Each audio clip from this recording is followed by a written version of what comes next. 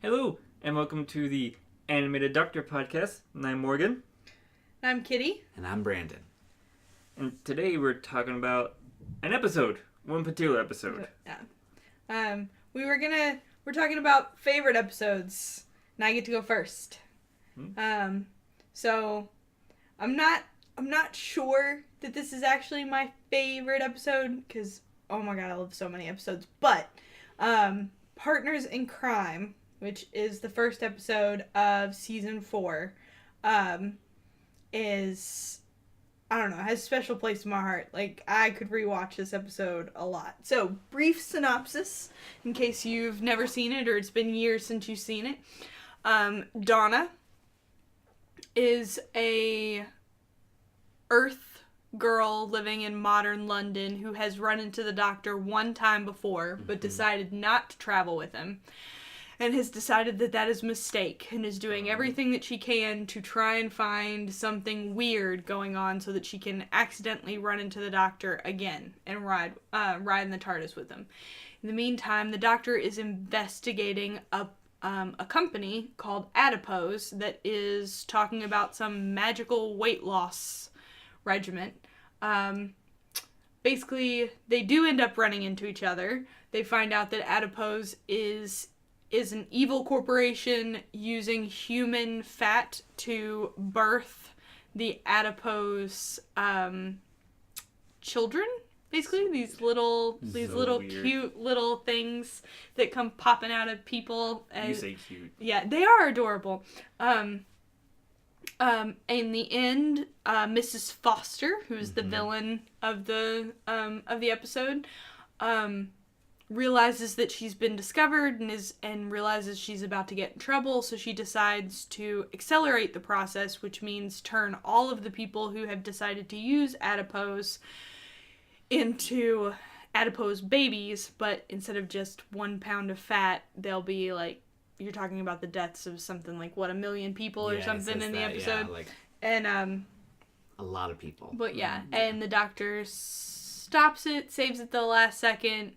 And then the adipose babies who have been created get picked up by their parents. Mrs. Foster gets murdered by the parents who realize they've committed a crime by doing this. And Donna and the Doctor go flying away in the TARDIS together. Yeah. 2 minutes or less. So you picked this episode. Yeah. So I get to talk about why. Yeah, why do you like it? Yeah. I love this episode. Okay, so many reasons. So first of all, Donna is an amazing companion. She's very different from any of the other companions we've seen. But focusing on the episode itself, it's one of the very few funny episodes of David Tennant. We see his comedy, his comedic timing. Catherine Tate does such an amazing job playing off of him. The two of them together have, like, oh my god, they're just hilarious. Yeah. I love this. And then you see Donna's home life. Oh, you meet her grandfather, who was in the... Yes, Wilfred is the best. Yeah, that's your favorite companion, you've said. And Wilfred is in the Christmas special, which is one episode before this, as a little coinky-dink that's, Doctor Who, so there's no such thing as a coincidence. Right. He's working in this little shop, isn't he? Yeah, he's working in a little shop.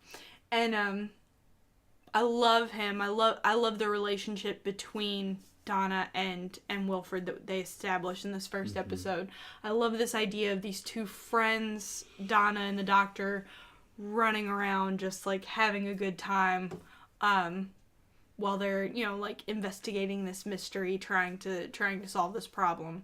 I like seeing the vulnerability of the Doctor, like, admitting that he doesn't want to travel alone, admitting the mistakes he made with Martha. And then I like seeing, first episode, right out of the gate, this establishment between Donna and the Doctor that we're done with this whole I date my companion thing. Right.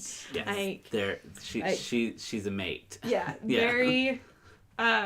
Very succinct about that. Yeah. I have no interest in traveling with you if you're looking for a girlfriend. I'm just looking for a friend. Okay, then we're good. Yeah. No, like... They point it out in, like, every episode.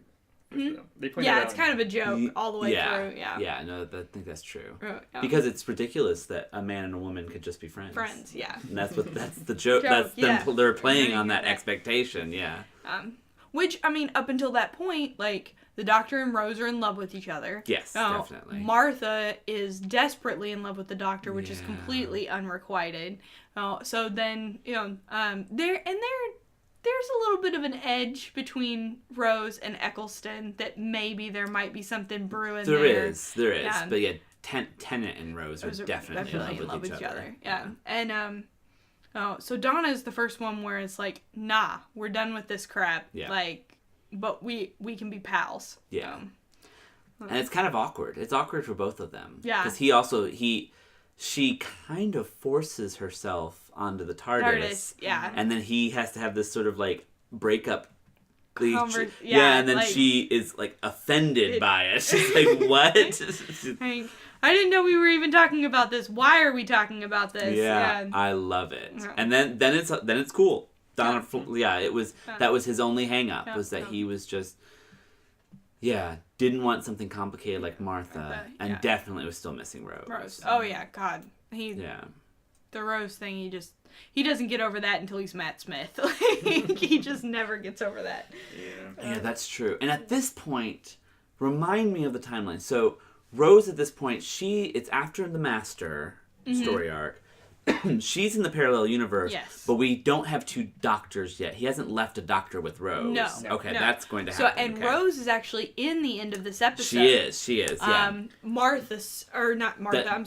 Donna speaks to her by, tell her that bin over there. Yeah. She'll know what it means. Another coinky dink. Yeah. Well, so I do remember this. So later in the season, we come back to that moment that they left. Mm-hmm. So that moment where we see Rose will become a big important thing a little bit later. Yes. Yeah. So they come back to almost that precise moment. Because at that point what is the phrase that she used? The stars are already going out. Like the walls between the dimensions are crumbling, because even as we're like moving through the universe with Donna, the Daleks are already destroying. Or have destroyed, or will destroy, or are going, like the the reality bomb, right? So it's gonna unmake the universe. This season, that's this season. So my favorite episode that we're gonna watch is from this season too. There's just so many good ones. We're introduced to River in this season, or series 4. Yeah, like it's such a good. And I know you don't like Donna. And there are a lot of other people who are annoyed by Donna, but this is the best, maybe the best of David Tennant. I love David Tennant and Rose, don't get me wrong, but the storylines in this season are just pretty great. And there's all this stuff going on at the time, like the Doctor Who's had all these spin-offs. So you've got this Sarah Jane adventures, and then you've got Torchwood going on in the background, which Martha shows up on, and so the season finale for this season is just like this ginormous crossover episode where you just get like everybody together. So why did you pick this episode out of all the other Donna ones? I would say that it's because I think they're cute. It's funny. It's so funny, and you don't get to see that very often with Tennant. You don't get to see anything playful with Tennant. You don't get to see him having a good time. Most of his episodes from beginning to end, they're just dark. And I mean, they're not like total killjoys or anything like that, but like, again, the anger, he's so angry. And this is one of those episodes where it's almost like he forgets to be angry for a minute. Right. And I think that's why, out of all the other episodes, and I love watching Donna try and find him. This hope of this human, this human person who has seen how fantastic life can be out there, but has turned it down, has walked away from it, because it is fantastic. and also horrible. Right. And she saw that. She saw how horrible it could be too, because she Yeah. saw him murder all the Arachnos. Yeah. And which is why at the end of the episode she asks him if he's gonna kill all the adipose. Like, are we gonna, like, Right. And he's like, why? No, these are children. Like, they can't help where they came from. Why would I do that? And she's like, that's not the attitude you had last time I saw you. Like seeing her struggle with normal human life once she's seen what's out there, like, and this mother at home that's just terrible. Just terrible. But this grandfather who's nothing but hope, like, just He's the best. yeah, He's pretty great. I just love this episode. I like everything about it. I just love it. And then the end where he's dancing on the hill, like Wilfred's dancing on the hill because he sees Donna up in the, it's a little blue box. It's a little blue box. Like, You're right. It is pretty funny. However, it also is kind of like, it's one of the horror episodes, I find. It's B horror. I think it's like so camp horror. Oh yeah. But it's like the scene, especially with that one with the woman in what's the her bathroom. name, Rachel. Yeah, something that's like that. That's like body horror stuff. Yeah. So it's taken kind of lightly. Yeah. But still, I mean, it's pretty frightening that and even like the restaurant scene. So it's like classic B horror. Because you see like the lumps under the shirt. Yeah. And so it's not not anything that fancy, but it's kind of like, it makes my skin crawl. Oh, like, yeah. So it's funny, but it's also, so it's like camp funny. Have you ever seen Slither? Yes. Yes. So it's like Slither is a bit much. a bit more than this, but I think it's in that genre. It's in that camp. Camp. So yeah, no, it's an interesting episode, but it does. You're right. It sticks out. Yeah. And almost immediately, like even Fires of Pompeii immediately goes dark. Back to dark. And then we have the Dr. Donna episode where we start to see that. Ood, which is again like super dark, so dark that Donna in the middle of it wants to go home. Yeah. And the doctor's so upset about that. Like, I mean, he's willing. He's going to take her home if she wants to go home, but like Bummed out. Yeah, totally bummed to like, cuz that's and she just, she's crying like, I want to go home. I thought it was going to be great out here, and it's So, yeah, we switch right back to your classic David Tennant. Because then you got the doctor's daughter, which is light and happy and great, and kind of, but right in the middle of it, you've got Martha accidentally leading this guy to his death. Right. And then his daughter dying at the end, sacrificing her life for his, and like, yeah, no, it's so yeah, dark. we like.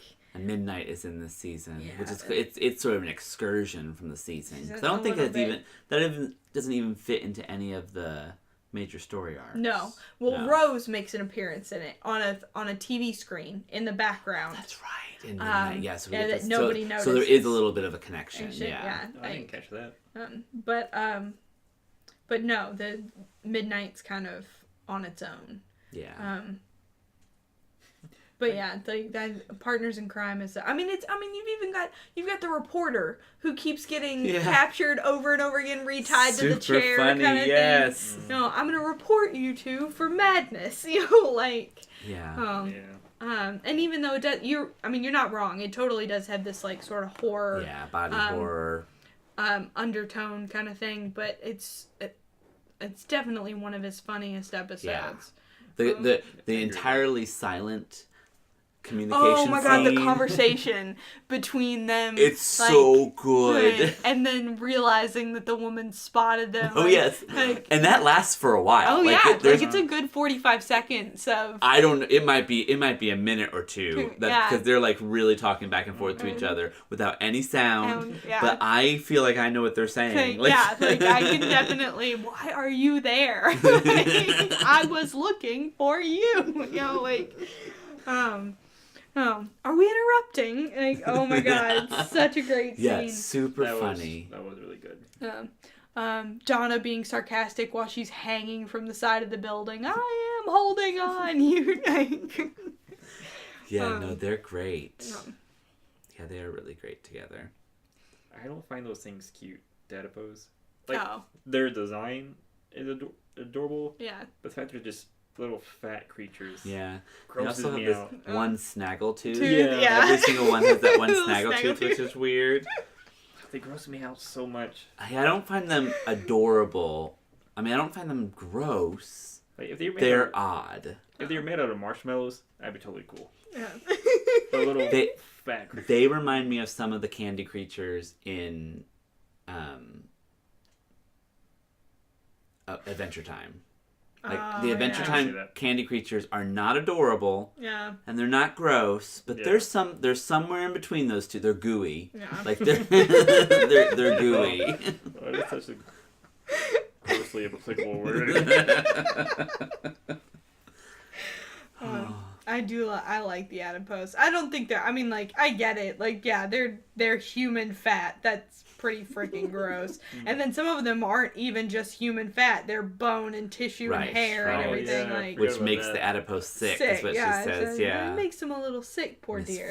You know, Foster. like, she's super such a nanny. good. She's such a good villain. She's a great villain. And then the her having her own sonic That's what I was about to device. bring up too. Yeah. I don't. How often does that happen? That doesn't happen very often. I think it might be the one exception kind Where- of thing. where- Yeah. yeah, he's convinced that he even says that it's unlikely that she should have a sonic device right before, yeah. which is again part of the comic.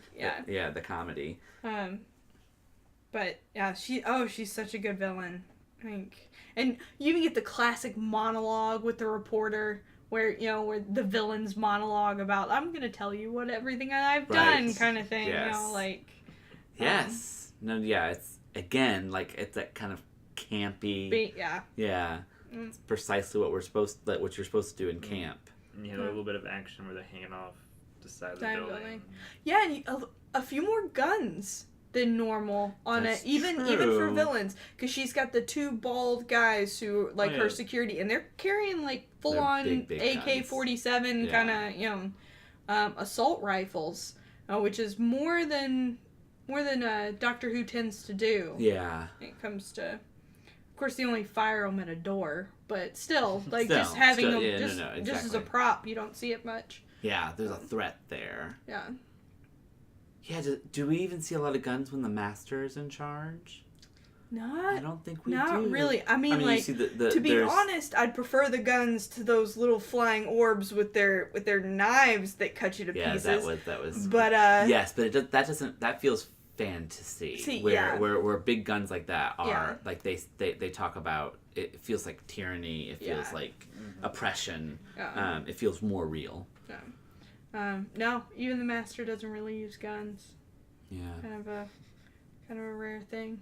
we get shot. by Even one, the doesn't master he? is missing when she murders people. She uses. Oh no, like, Missy that- definitely doesn't. Yeah, no, no she guns. she's much more clever than that. Yeah. I feel like I can't remember if the master, when he takes over every person on the planet. Yeah. I feel like there's a part where he's chasing the dog, but he might shoot at him some. That could be.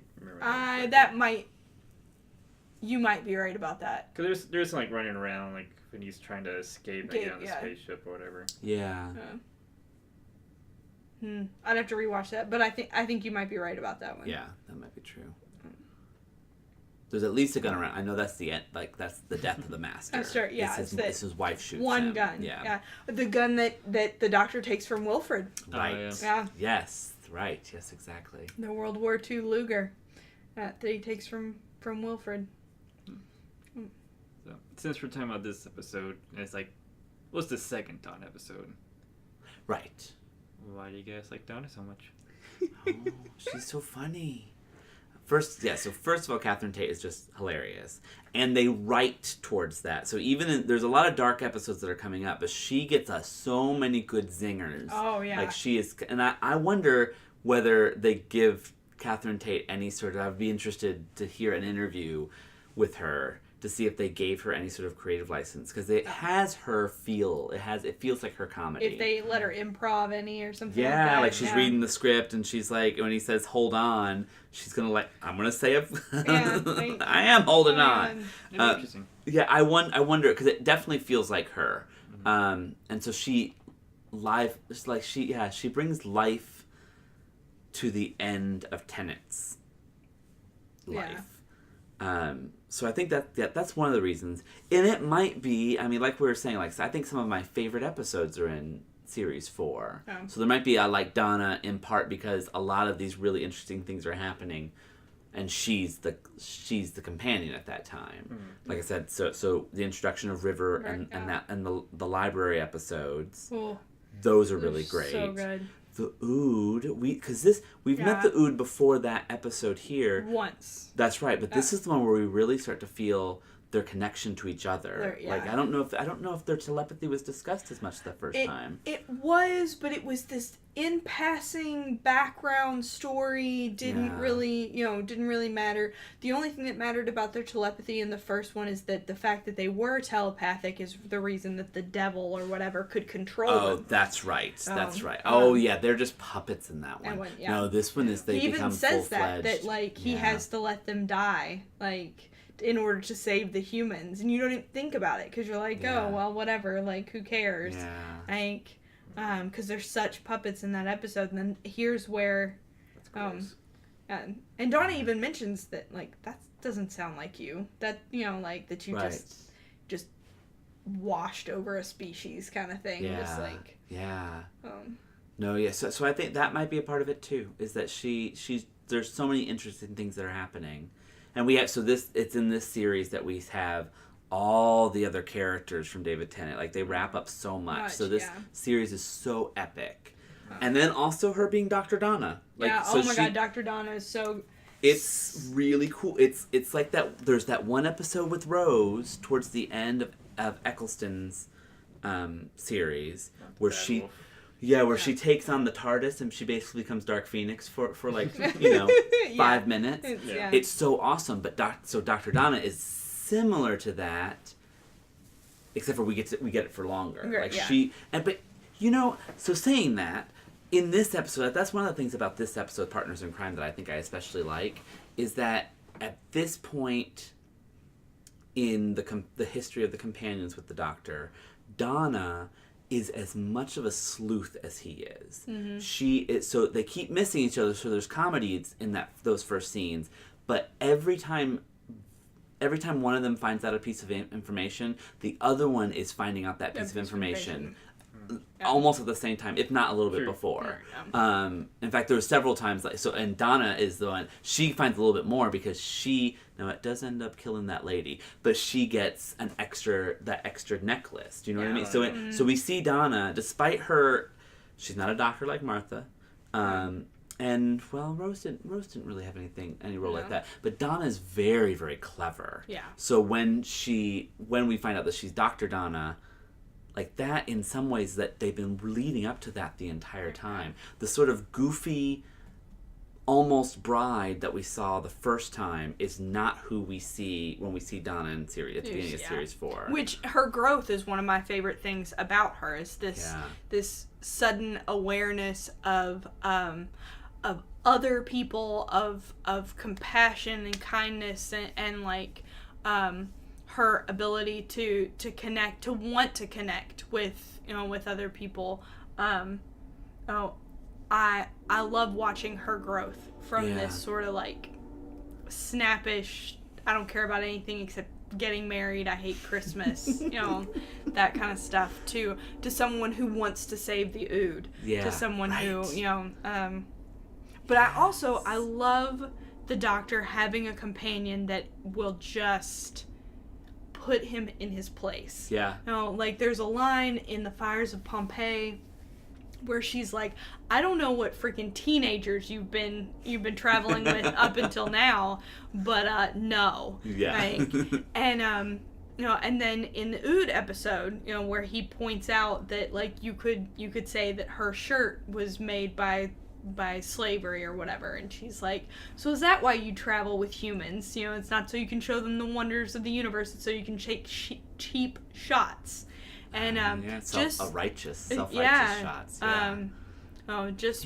Telling him not how it is exactly, but just like, hey, you can't just be an asshole because you're an asshole kind of thing. And then she connects with him in a way that up until that point you had not seen a companion do, especially like in the doctor's daughter, where she finds out that he had a family that he's lost, that, Right. that, kids and grandkids and all of them are gone now.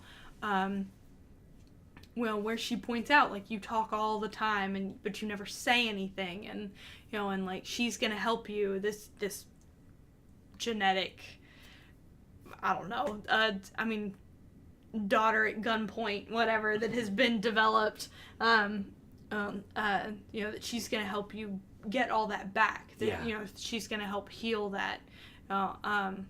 We just hadn't really seen a companion connect like that with the doctor on more of a, not just, I think you're cool and I, or I'm in love with you or anything like that, but like, hey, as a person, like, I see your flaws and you're still worth having around, kind of thing. Yeah. She's a mate. Yeah. Yeah, like, in a British version of the word mate. Yeah. A mate. Yeah, well, in fact, that's the joke at the end there. Yeah. Like, she thinks he says, you want to mate. And he's like, no, a mate. mate. A mate. A mate. Yeah, no. And actually, I think you said, like, up to this point, I think that might be true throughout all the rebooted seasons. I don't think any of the other companions are a friend to the Doctor in the same way that Donna is. I would agree with that. Now that I've thought about it, yeah. Like, because Clara probably knows the Doctor better. Yes, like, I agree with that. But still, there's something about that relationship that's not a friend the way that the Doctor and Donna were. No, and in part because, and we've hinted at this before in our previous conversations, is that there's still a love connection between Clara. But you're convinced that you think the Doctor's in love with her, but maybe she isn't back. That might be true. But it definitely, there's a different charge there. It's not friends. It's not platonic. Yeah. Where Donna is platonic. What about Amy? Amy is weird. There's a father-daughter thing. I also think there's a little bit of a triangle thing going on there. A little bit of a triangle thing. Yeah. I totally ship the Doctor and Rory, though.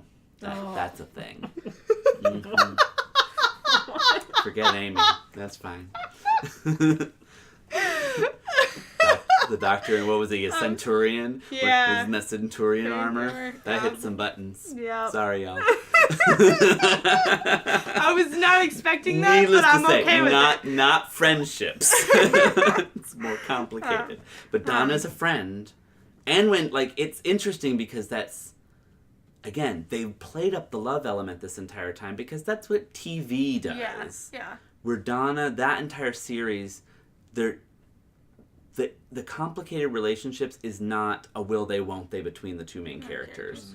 I really like that. I do too. I think that that's really good. And so the complications is always with the other people. Mm-hmm. So we'll have Rose come back, or Martha come back, or we have the daughter, or we have River. And it's Donna's basically there to kind of help him negotiate. Through those kind of things. Yeah. Like, and and she's so brilliant at it. Like when she meets Martha. And, and he's like, oh, don't fight. I can't stand fighting. And she's like, oh, my God, you wish. Like... yes.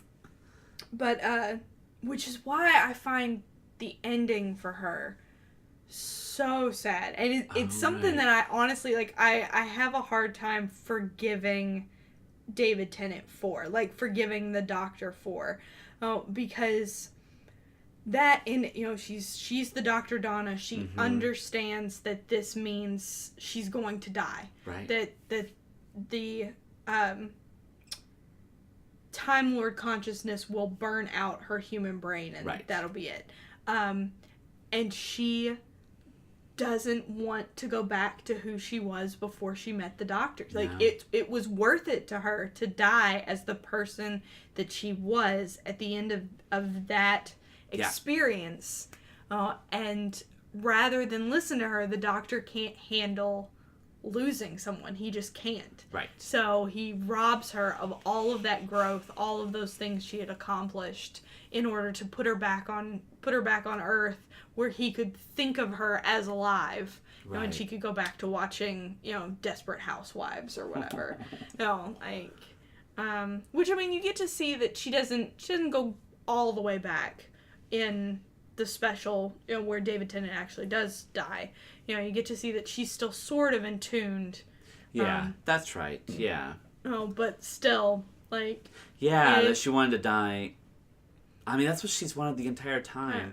She didn't want adventure. So in that, what you see there in Partners in Crime, she talks about, after she had met him, then she decided, I wanted adventure. So she goes, like, and Wilfred talks about this too, like, she just decides to up and go. Yeah. And she does. And she goes to Egypt, and it wasn't the adventure that she wanted, it was the accomplishment. I don't know what she wanted the challenge. Something like that. And that's precisely what she gets. I mean, when she becomes Dr. Donna, she helps the doctor accomplish things he would never have been able to do by himself. So, yeah. And so, yeah, so you're right, and he kind of takes that all away. Which I don't know. This might be me as a nurse speaking, and so you see that with people who can't let go of loved ones, and when they're obviously ready to go, and it's a hard thing to do. Like if you equate it in that way to to be able to make that decision for your mother or for your spouse or whatever, that to let them die. Yeah.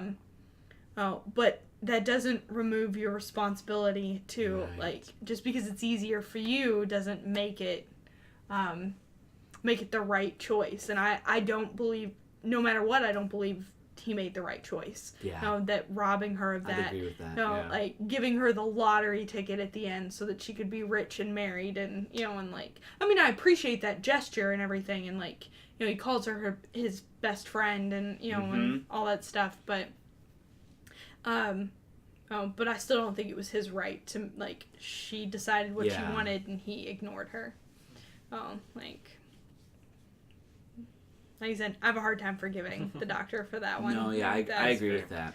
Which kind of is a nice end to that series, though. Like, so, and this is, I mean, we'll probably have to talk about this when we talk about all the companions, but the doctor doesn't do any of the companions any favors. No, not really. Every single one of them is worse off in the end. With maybe the exception of Clara. Yeah. Maybe. Sort of better off. She's Amy still... and Roy are okay. They have to go to the past. Well, but they're still together. They get to be together, right? Yeah. So and they get to live a normal life. They did get to lead a normal life, but to do that, they basically had to be killed by the Weeping Angels, like Yeah, true. I mean, but true. Yeah, theirs might be the closest, but and Rose gets her father back. Oh, she does get her. No, that's right. She does get her father back. She gets a brother. Yeah. She Yeah. See, those feel like the lottery ticket to me. She where gets, it's like you're trying to make it better, but is their life really that much better afterwards? Yeah, Rose is always kind of weird because like she ends up with a doctor, but still not the The one she went on the journey with. Yes, the doctor.